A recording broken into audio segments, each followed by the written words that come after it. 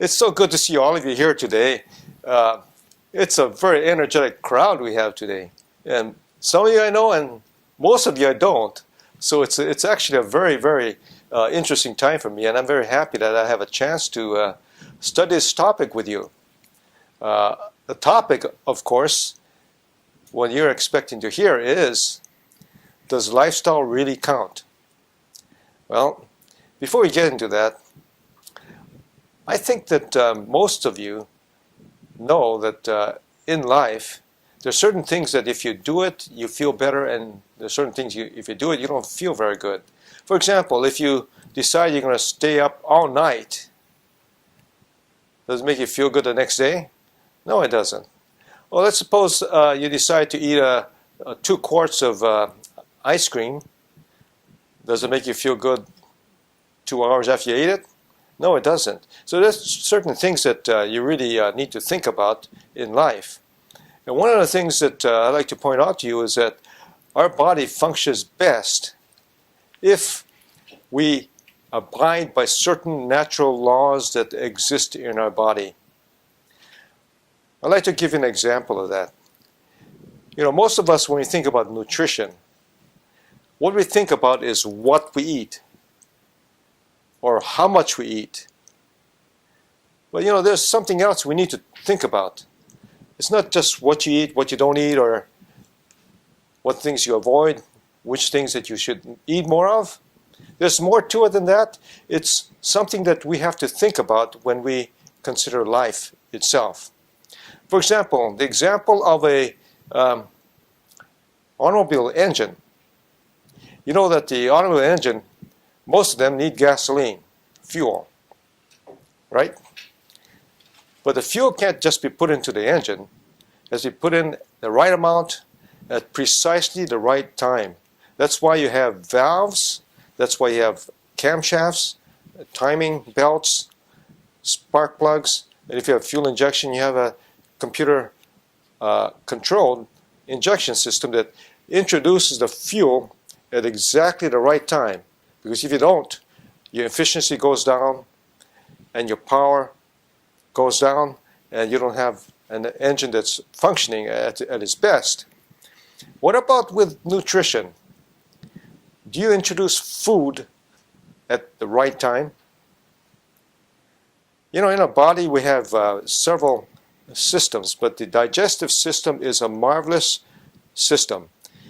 However, there are certain things that are controlled by us. It's like we are the delivery truck that delivers the goods.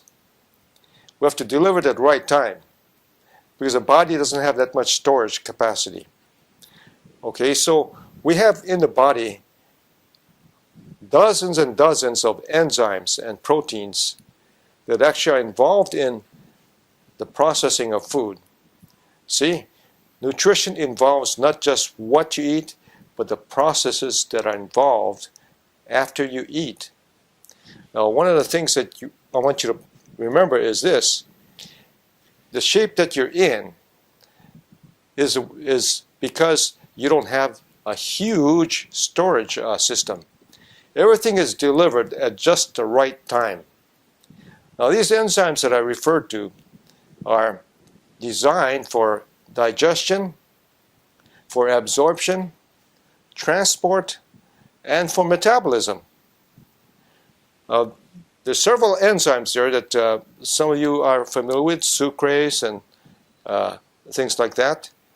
Or we have some that most people don't know. That's called TKT, which many people don't even know what it is. But these things are involved in the digestion, absorption, and transport and metabolism of carbohydrates, fats, proteins.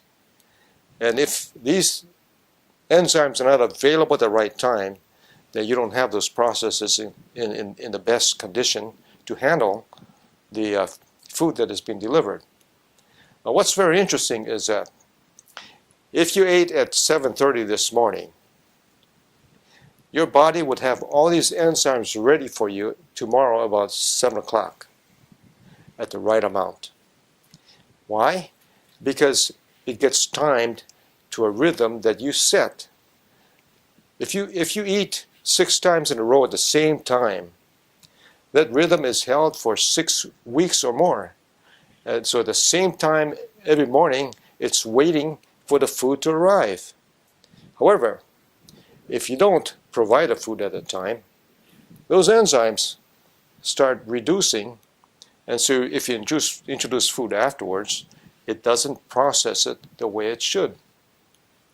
This is a law that's in your body. It depends on what you did to it. The timing is determined by your action. And that's what I'd like to point out, is that lifestyle involves all of that. Actions that we take or don't take that might help or might not help the body. One of the things that I like to point out is that if you notice, people die in different ways, okay? But there's some people who take a long time to die, and some people who die in a very short time. I like to point out that there's a healthy way of dying and an unhealthy way of dying. We should all try to die quickly, but we should live long. When we die, we should be young. That's the best way to die. You say, wait a minute, how do you do that? Well, let's look at some real life, well, it's dead examples now. For example, we have Chernenko. Chernenko was one of the leaders of the Soviet Union. Okay, here's one example on one spectrum. The other side of the spectrum is Marc Chagall. Marc Chagall is a French artist that is world-renowned. Well, he painted all the way to the last day, and he went to bed and he died at night. He had no disease, he had no pain, he was just as energetic when he went to bed as when he was 10 years ago. And so he went to bed and he died without any hospitalization or anything. Now if you look at Dr. Ellsworth Wareham in Loma Linda, he's a cardiac surgeon. He just made 100 years of age. He was doing cardiac surgery at 85. Now you say, wait a minute, I don't want an 85-year-old working on my heart. No, this man was so skilled that you wouldn't mind having him work on your heart at 85. If you listen to him speak, you could see that he spoke like a 60-year-old. He's just incredibly full of energy.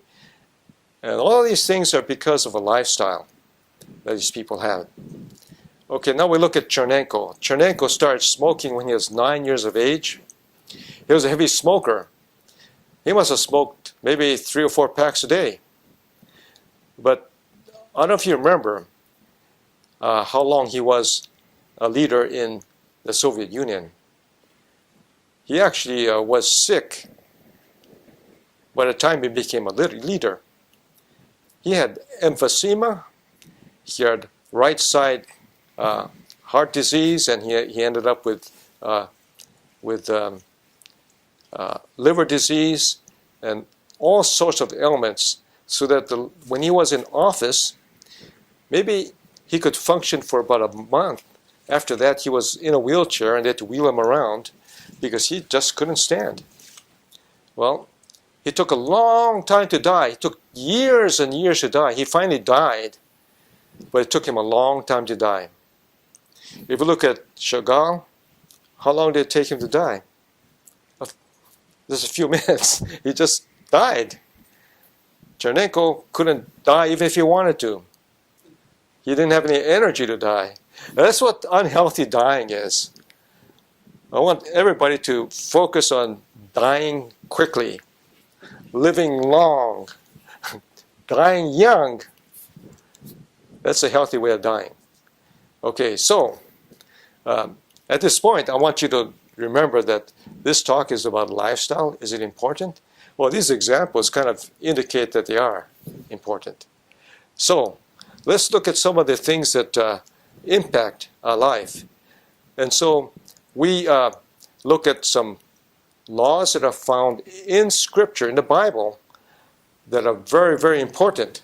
For example, there's a basic law of life that is found in the Bible. It says, "For whatsoever a man sows, that he will also reap." What you sow is what you reap. What this means is that you'll become tomorrow what you should be, according to what you do today. Okay? King Solomon is supposedly the wisest man that lived on this earth. Well, he left some words for us I think is very, very crucial. He said, "A prudent man foresees evil and hides himself. But the simple pass on and are punished." See, this is prevention in the scriptures here. It shows that if you don't do what is prudent, you will end up by being punished by what you did. Now, health is one of your biggest investments that you can make. I don't know if you realize that. Many of us are looking forward to retirement. And so here you are, your 401k is booming and everything. You feel like you have all the resources, so when you retire, you'll be comfortable. You have all the resources. But if you don't have the resource of health, all of that is not going to mean much. In fact, your 401k might deplete quicker than you think, because when you become ill, your expenses, all the outlay that goes with trying to stay alive, might deplete your resources faster than you had planned. So, health is one of the biggest investments you can make. If you don't invest in it daily, not monthly, daily, what can happen is that you could be shortening your life, increasing your risk for disability, and decreasing your ability to enjoy life. So with that, let us go into how lifestyle fits into this whole picture. Well, some of you are just saying, I can just see some of your faces here that you're saying, well, it's a situation that I inherited. I mean, my parents died early. My grandfather had this, and my grandmother had that, and so forth. Okay, so you think that genetics is the main factor in your situation. We like to blame our parents, don't we? Well, let's look at this. You got genetics and environment. Okay, two things. If you wanted to know what part genetics plays, the best way to do that is to look at twins. Twins who are identical, but they're separated at birth. So they have different environments that they grow up in. So there was a study like that. 90,000 twins. And this did get published in New England Journal of Medicine. It tells you what part genetics plays and what part environment plays in the risk for cancer. And so you have all these cancers. You have prostate and colon, breast, cervix, ovary, pancreas, bladder, stomach, lung, and leukemia. If you look at this, the yellow part is genetics, and the blue part of that bar is environment. So more than 60% of the effect of the risk on cancer is caused by environment. Now, environment is not the stuff that goes on out there. It's the stuff that goes on in your body because of what you do. So that question there intrigued Dr. Takeshi Hirayama, who is the chief epidemiologist at the National Cancer Institute in Tokyo. I knew Dr. Hirayama personally, and he did some remarkable research because he was a custodian of one of the biggest databases in the world, because the Japanese Cancer Study database had almost 250,000 people in it. Well, Dr. Hirayama is a world-renowned epidemiologist. In fact, his name comes up with Dahl and Peto and others that are the leaders in epidemiology and history, historical figures. And I think some of you may be benefiting. I think all of us are benefiting from Hirayama's study, because he was the one that did the landmark study on the effect of passive smoking on our health. So all these laws that came out about environmental effects of smoking, he was the one that put out the first research study that became the foundation. And that was the basis of our Surgeon General, Everett Koop, coming out with his incredible volume of health and smoking. And in that, Dr. Koop mandated that we would reach a situation where we would not have passive smoking in the year 2000 in the U.S. And that's why we have all these laws that prohibit smoking exposure to others besides yourself if you're a smoker. That's because of Dr. Hirayama's study. Well, Dr. Hirayama had a question in his mind. He wanted to know who in this database are the ones with the highest death rate. What is different about them? See, one thing good about cancer is the fact that you can look at all their lifestyles while they're still alive, you know, and then you can see who dies. And so he had all this data, including their diet, their habits of smoking and drinking, and all of that. And so he analyzed this 122,000 person database, and he came up with an incredible discovery. He discovered that those that had the highest death rate in Japan were those that were smoking, they drank daily, they ate meat daily, and they did not eat yellow or green vegetables. So this was a group that he decided would be the highest death rate. That's what it came out to be. Now, the next question he came up with, if that's the worst one, what population group in my database has the lowest death rate? And he discovered that it was the opposite of these with the highest death rate. They were not smokers, they didn't drink, they didn't eat meat, and they ate a lot of vegetables. Now, this was a very exciting finding for Dr. Hirayama. I just pondered this because he was planning to present this in 2 months at the National Cancer Institute meetings. He needed to label these groups. He didn't want to just label them Group A and Group B, or Population A and Population B. And so he thought very carefully and deeply, and he recalled that when he was teaching epidemiology at the medical university as a volunteer for 1 month, there was a pathologist that was teaching there who was also a volunteer that came from the US.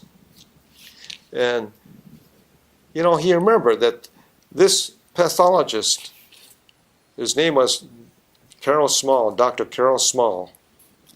He didn't smoke. He didn't drink. In fact, he ate no meat, which was surprising for Dr. Hirayama. He never heard of people like that. And then this Dr. Small ate a lot of vegetables. So he says, wow, you know, that's exactly the lifestyle that of the population with the lowest death rate. And so he thought more about it. He said, where did he come from? Well, he came from California, and he remembered he was a faculty of Loma Linda University. And Loma Linda University, yeah, that's a Seventh-day Adventist institution. SDA institution. He said, aha, that's the name I'm going to attach to this group, the SDA type. And so that was a label he put on this group with the lowest death rate. And so what does he call the group that had the highest death rate? The non-SDA type. which I think is quite interesting because at that point, nobody knew what SDA meant. But after this, it seemed like everybody understood what SDA meant. Because the lifestyle difference between these two groups consists of only 4 items: smoking, drinking, meat, and vegetables. If you want to know how much difference this made, if you look at this chart here of cancer risk and lifestyle, the outer red area, that large area that you see here, is the cancer risk of those people who have the worst lifestyle, the non-SDA type. You have all these cancers all around the pharynx, esophageal, the stomach, liver, larynx, lung, and bladder. Now, if you look at the best lifestyle, the SDA type, you see in the center that green area, the small green area, that's the cancer risk. You can see how small the cancer risk is. Now, he figured he'd do a good secondary study on this. He said, well, what if the people who had good lifestyles but they smoked, what would happen to the risk? And so he looked at that, and this pink area is where this thing ballooned out to. Okay? And he said, well, what about the worst lifestyle? What if they ate vegetables? And so he looked at it again, and the yellow area is what he came up with. So you can see that the risk reduced down to the yellow area. So you can see where these 4 lifestyles can make a whole lot of difference in cancer risk. A lot of researchers looked at this and they were intrigued. This is exciting information here. And they wanted to know why this was happening. And so some of them decided it must be the immune system. Well, the immune system is very, very important in our body. And I'd like to focus on 2 very important immune cells that we should look at. You can see on this chart, you have the macrophage and you have the natural killer cell. Okay?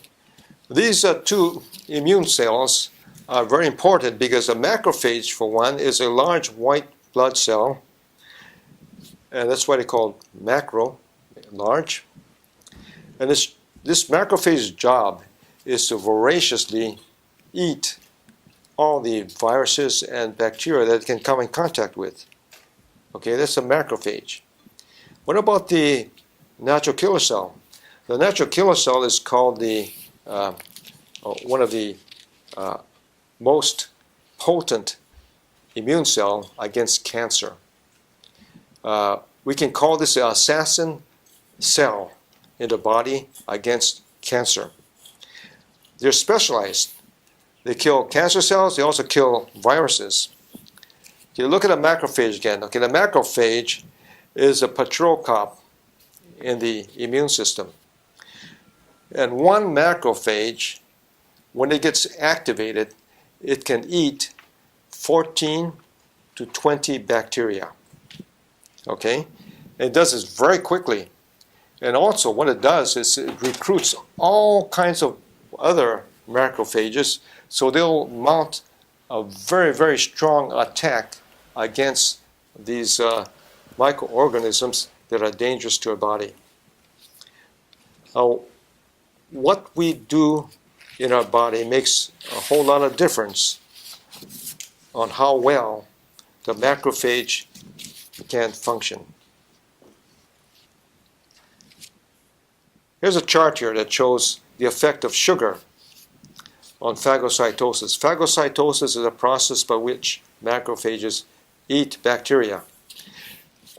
If you look at this, the red bars are the number of teaspoons of sugar that's being consumed.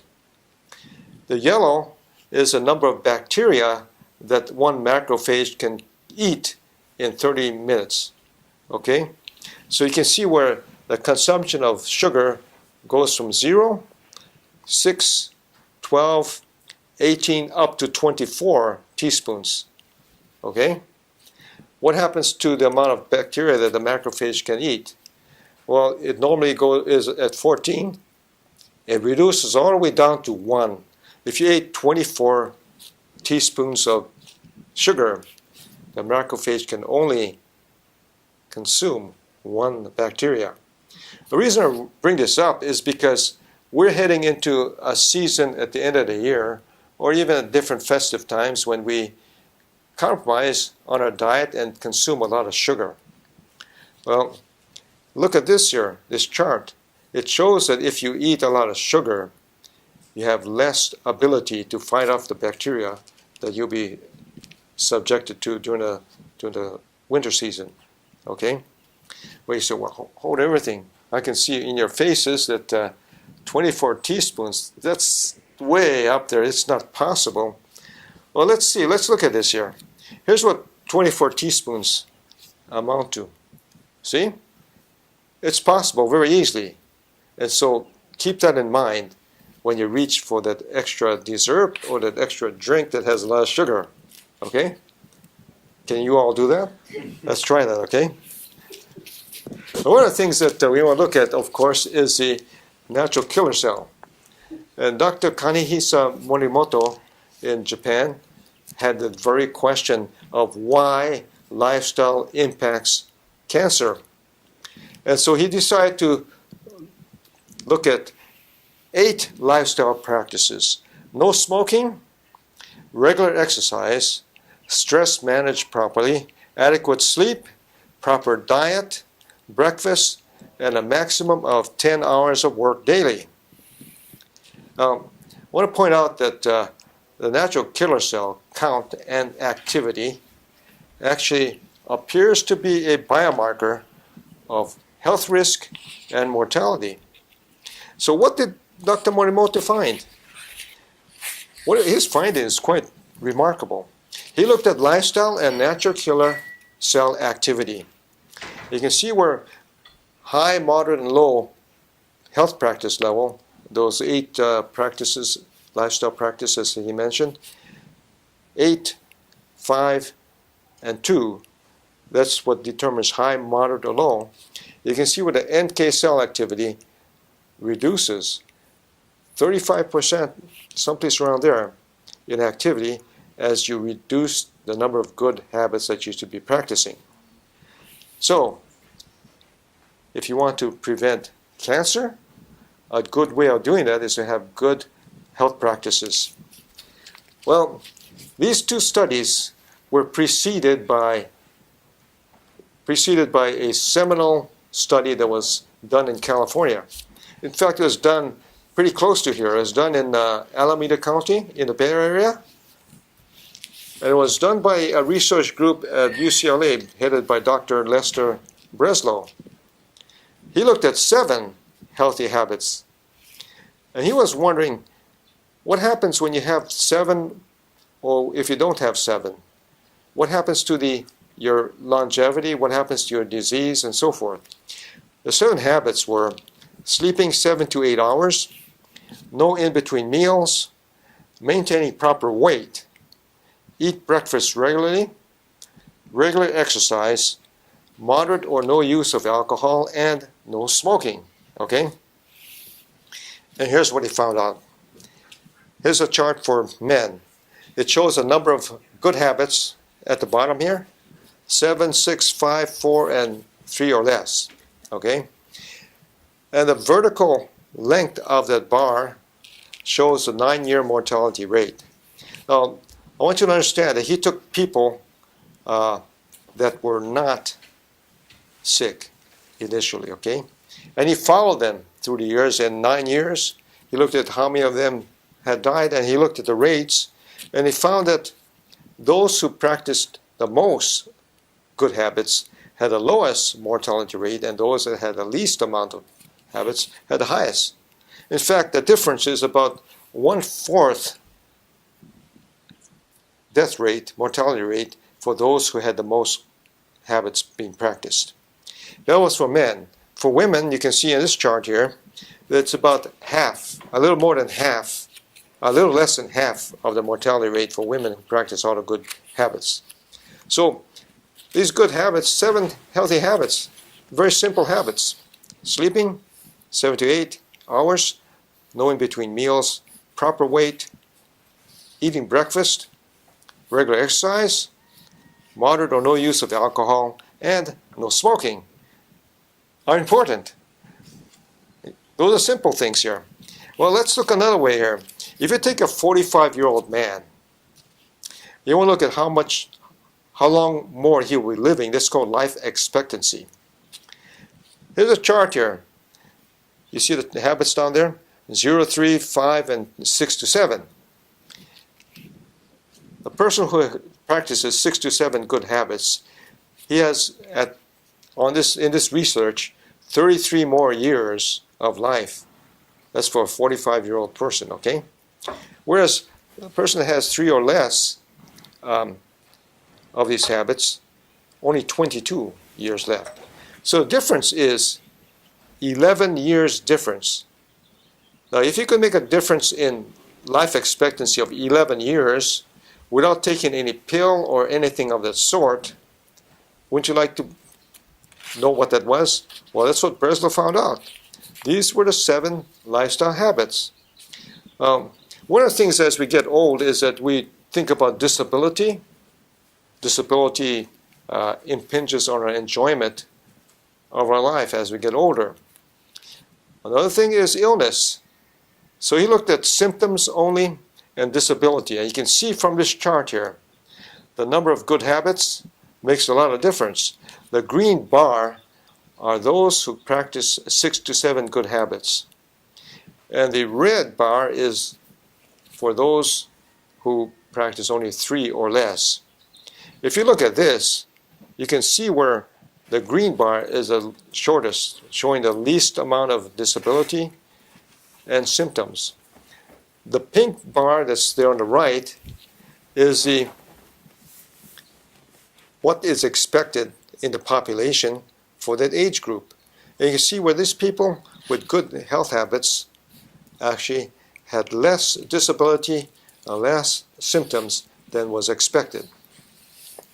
So, lifestyle does make a difference for enjoyment of your life later on when you get older. Eating breakfast also reduces your risk. And there's one study here that showed that eating breakfast reduces your risk for heart attack. In fact, if you look at the risk here, it's 2.5 times higher for those who skip breakfast. And that risk is elevated for at least 2 to 3 hours after waking up. So eating breakfast daily is a life-preserving thing for you. What about exercise? Here's the result of that study here. It shows that exercise reduces death rate. The green bar is very short here. It shows the death rate for people who are fit. The red bar is the death rate for people who are unfit. 3 times higher death rate for those who don't have a good exercise program. Now, if you look at the blue there, if a person was unfit and he decided to become fit, you can see where he can halve his risk for death by exercising and getting fit. So you wonder, what kind of exercise produced that? Well, you'd be surprised that it's not as drastic as you think. Brisk walking daily, 30 minutes, and enjoyable and non-strenuous. Now, everybody can do that. Don't you think so? Okay, so that's the kind of exercise that produces these incredible results. Now, if you were worried about dying from a disease, you got heart disease and cancer, the big killers. For men, you realize that a person that is unfit, low fitness level, has 8 times higher risk than a person that is fit. 8 times. Does it make a difference in your mind? That's for men, okay? For women, if you go to this next chart here, cancer death risk. A woman that has low fitness compared to a woman who has high fitness has 16 times higher risk for cancer death. When you think about this, it is a very interesting situation here, because if you ask anybody, if you were asked to exercise and you discover that you have to exercise brisk walking daily for 30 minutes, and we told you that your death rate would be reduced, you'd have some benefit from it, how much would you want your death rate to reduce to? And most people say, well, maybe half or maybe 1/3. Well, in women, 16 times higher death rate for a person who is not fit for cancer. But if that doesn't motivate you, I'm not sure what will. It's something you should think about. There are certain things in life that are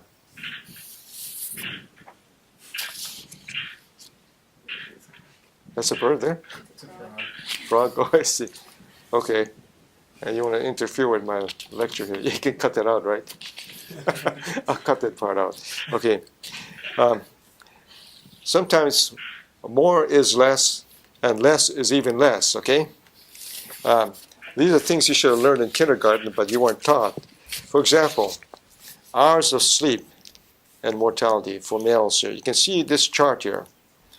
If you have less than 6 hours of sleep every night, your mortality rate is the highest. But if you have 7 to 8, it goes down quite a bit there as far as your mortality rate is concerned. If you have more than 9 hours of sleep, what happens is you're preparing for eternal rest because your mortality rate is much, much higher. So you can see where getting more sleep is not paying off. You should strive for 7 to 8 hours. I know some people are different. Not everybody's the same, but generally that's the number of hours that you should aim for. One thing I want to point out is that healthy lifestyles are not just for adults. Most of us have children. And that as adults, it's easier to start out right than try to change established habits. Isn't that true? I think I see all these people nodding their heads here. Well, adult health problems actually begin in childhood.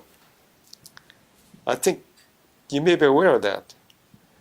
Also, establishing good healthy lifestyles in children is possible if you have a healthy environmental situation in your family.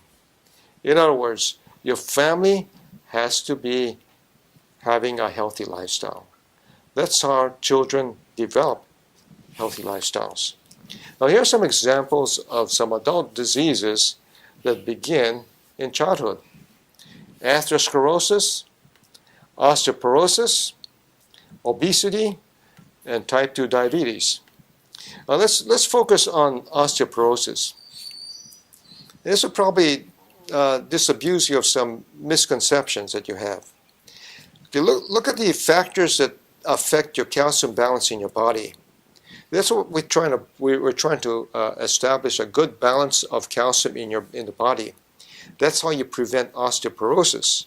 But if you look at this, 51% of the effect on calcium balance is determined by urinary calcium excretion, and 23% is determined by fecal calcium excretion. Absorption, 15%, and intake, 11%. When you look at this chart here, doesn't it bother you that you've pushed all your marbles into the intake basket? You're trying to take more calcium to make sure you have a good calcium balance. But from this chart, you can see where even if you take a lot of calcium, if it's going out at this 74% going out through your urine or your feces, you're losing more calcium than you're putting in.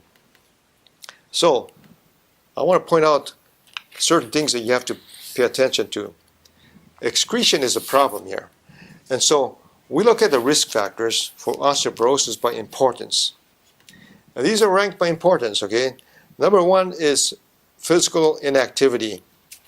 the more pressure you put in your bones, the more it'll keep the calcium. Number 2 is excessive salt intake. Yes, you didn't know that. Salt intake is a cause of osteoporosis too. Excessive protein intake, alcohol, caffeine, tobacco use, excessive sugar intake, and the last item is inadequate calcium intake. Now, how many of you have just focused on number 8? Well, what about the rest on top there? Inactivity, salt, protein, alcohol, caffeine, tobacco, and sugar. Those items 1 to 7 have to do with excretion. Okay, let's look at caffeine, for example. If you look at the daily consumption of Starbucks coffee, 1 cup, 2 cups, and 4 cups, your osteoporosis risk triples if you go from 1 cup to 4 cups. So before you order that cup, think about that, okay? What about salt? This is a picture of salt. Salt is something that the body uses, but an interesting thing about salt is if you want to know how much salt a person is taking, what you do is you collect your urinary 24-hour collection and analyze how much sodium is in there. You can tell how much a person ate because almost all of the salt will be excreted. Now, here's a chart that shows that as your urinary sodium excretion increases, that's the chart going to the right here, your bone density decreases. Okay, let's get that again. As you excrete more calcium through your urine, as you excrete more sodium in your urine, what happens is the calcium also goes out with the sodium. So you increase your calcium excretion. And what happens is your bone density decreases. Okay? Calcium and sodium go together in the urinary excretion. Okay. So what happens then is that you need to increase your calcium intake if you have too much sodium excretion in your urine, because your sodium excretion also takes your calcium, right? Okay. Now let me ask you a question. Is it easier to cut down your sodium intake or salt intake, or is it easier to increase your calcium intake? Increasing your calcium is not very easy. I found that most people agree that decreasing your salt intake is a lot easier task than trying to increase your calcium intake. So keep that in mind. Some people say, well, what if I take a lot of calcium? Doesn't that help? Well, let's look at this international study here that shows calcium intake and hip fracture rates. You notice in this chart that those countries with the most calcium intake, unfortunately, have the highest amount of hip fractures. The rate is very high. Now you wonder, wait a minute. No, that's the way it is. Look at Sweden, Norway, Denmark, UK, US, New Zealand, Finland, Holland. Those are the top players in this hip fracture rate, and they're also the top players in calcium intake. Well, why is that? Well, look at this next chart. Animal protein intake and hip fracture rates in various countries. If you look at it, the top players on this chart are also the same ones that were in the other chart on calcium intake. Why? Because animal proteins contain sulfur-based amino acids, which are very strongly acidic, and so to buffer that, you have to take your calcium out. And when you take your calcium out, your hip fracture risk goes up. Okay, so that's what happens with osteoporosis. Well, what about atherosclerosis? That's the other disease that starts out in childhood. Well, here's a picture of the inside of an aorta, one of the big arteries in the body, of a baby who died from a different cause, than heart disease, and the artery was donated for study.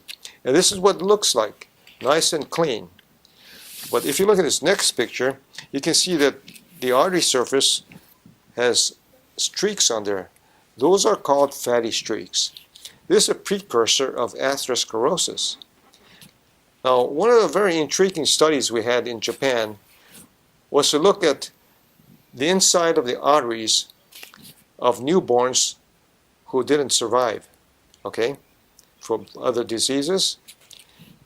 And their study showed that 28% of newborns already have fatty streaks. Now, where did it come from? It's quite obvious. It's because of the mother's lifestyle, their diet, and so forth. Well, if you look at the other studies that came from different parts of the world here, the International Atherosclerotic Project, you have the Holman New Orleans study, and the Bogalusa Heart Study. Those last two are from the southern states of Louisiana. 100% of children, 100% of children already have fatty streaks, a precursor for atherosclerosis. So, another very fascinating study was done on autopsies of soldiers who were victims in the Korean War and the Vietnam War. If you look at this here, in the Korean War, the mean age was 22. 15% had over 50% stenosis, which means that their arteries are blocked more than 50%. Okay? 15% of these young soldiers, 22 in the Korean War.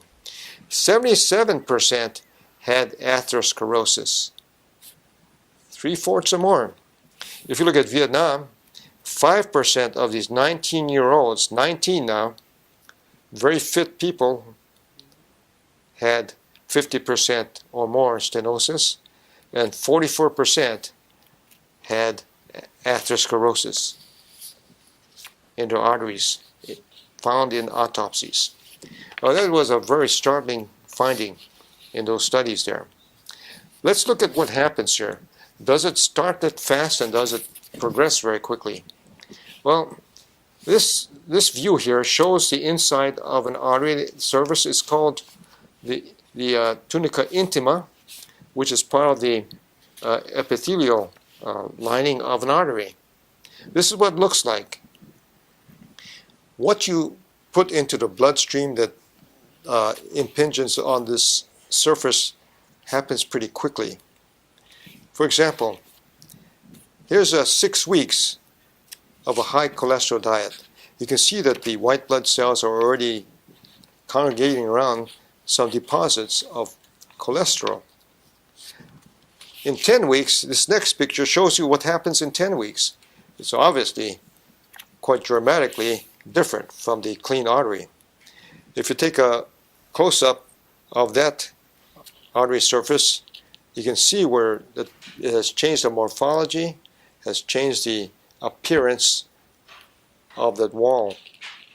I might point out that these changes take place very quickly, which is one of the reasons why one of my research methods that I use for a couple of years there is a single meal effect. A single meal effect. What one meal can do to these surfaces of the artery. You'd be surprised how quickly these things happen. Well, if you let this progress through all the different stages, you end up with an artery that looks like this. It looks almost like a pizza, right? So when you order a pizza, you think about this, and you might order something else. It's very important. That's what lifestyle choices are all about. You have to take care of yourself. There's a syndrome that we call metabolic syndrome. It's a major risk factor.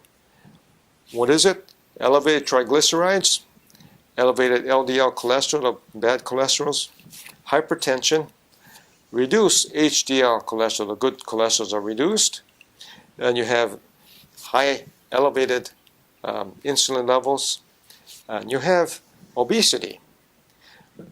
if you look at this cluster of these symptoms here, risk factors, these clusters of risk are found at age 7 in children.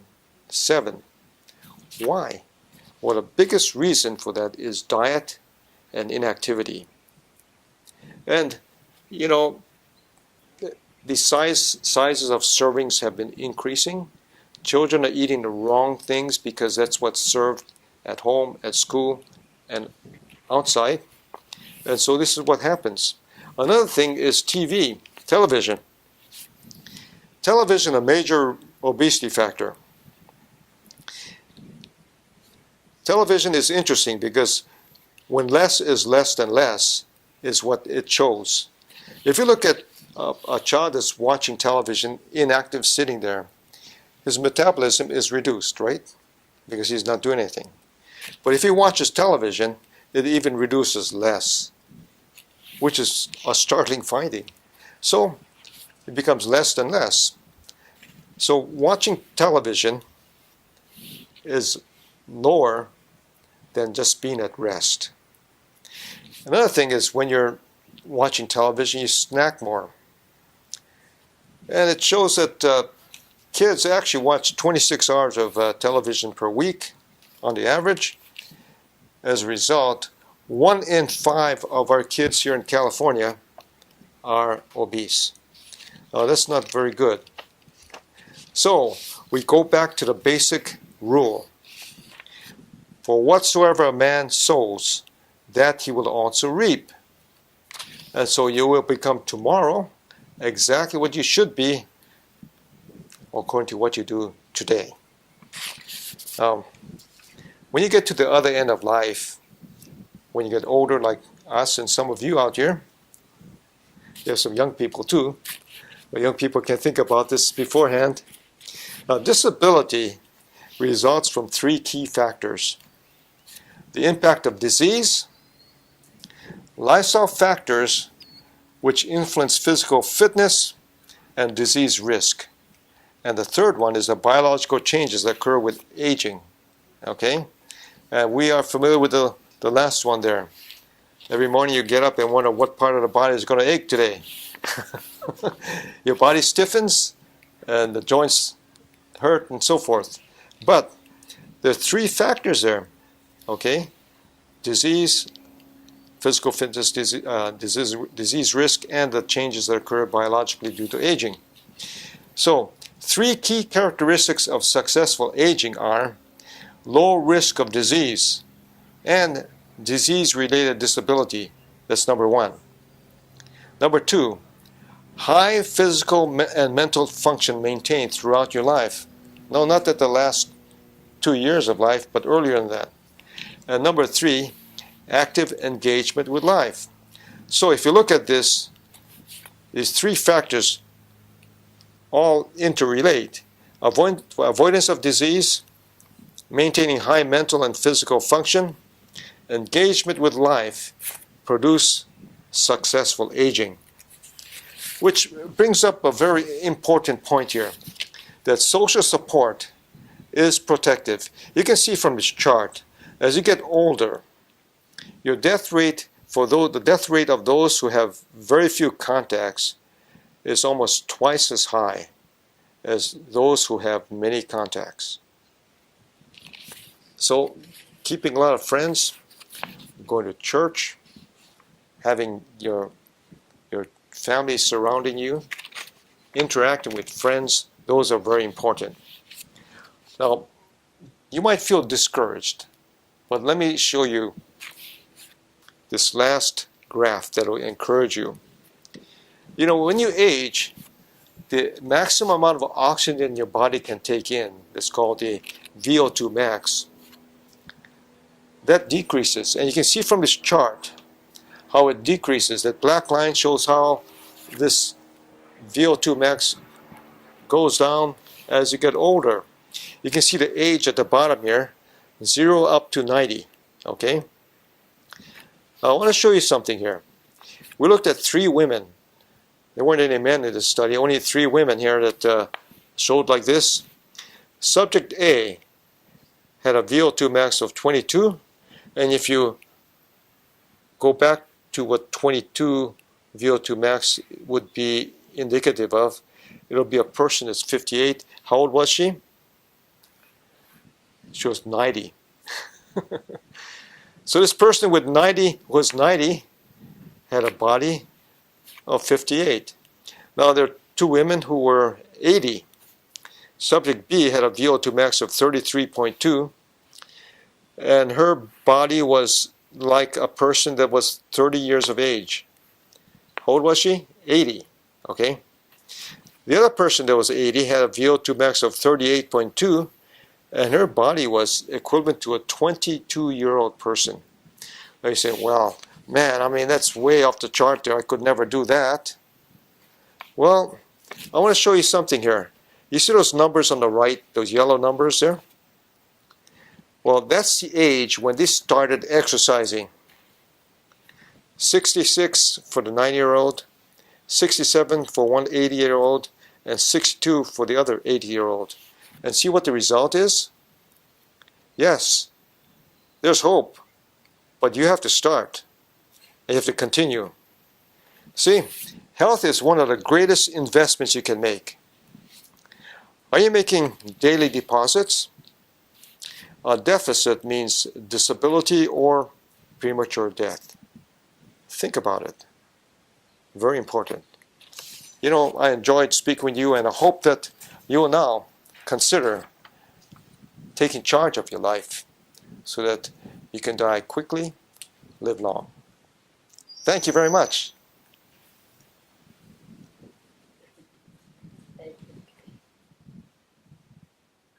That came out okay? Yeah, came out great. Okay. I'll have to, edit this thing here. I really hope you recorded. Yeah, I did. It came out to exactly 59 minutes.